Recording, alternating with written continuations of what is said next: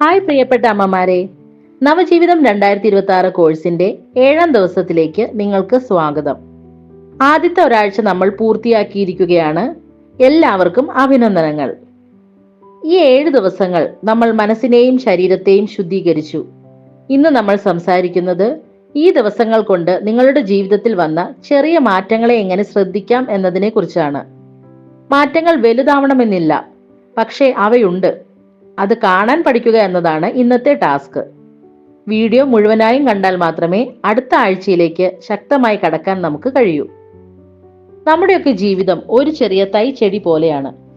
ഒരു ചെടി പെട്ടെന്ന് വളർന്ന് വലിയ മരമാവില്ലല്ലോ. നമ്മൾ അതിന് ദിവസവും വെള്ളവും വളവും കൊടുക്കണം.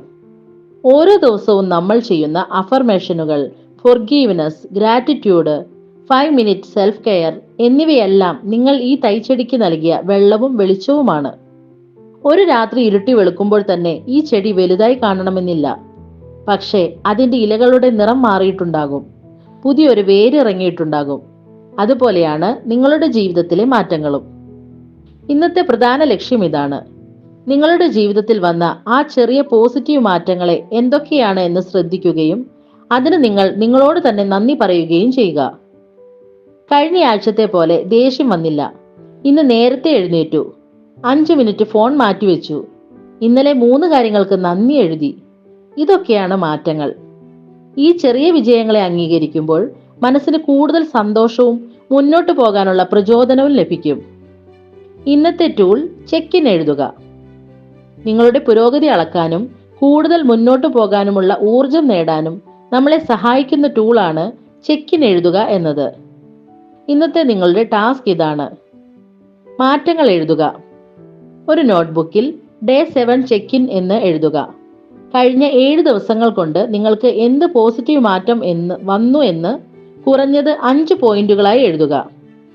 ഉദാഹരണത്തിന്, ക്ഷീണം കുറഞ്ഞു, നെഗറ്റീവ് ചിന്തകൾ കുറഞ്ഞു, ഭർത്താവിനോടും കുട്ടികളോടും ദേഷ്യപ്പെട്ടില്ല, രാത്രി നന്നായി ഉറങ്ങി. അടുത്തതായി സ്വയം പ്രശംസിക്കുക.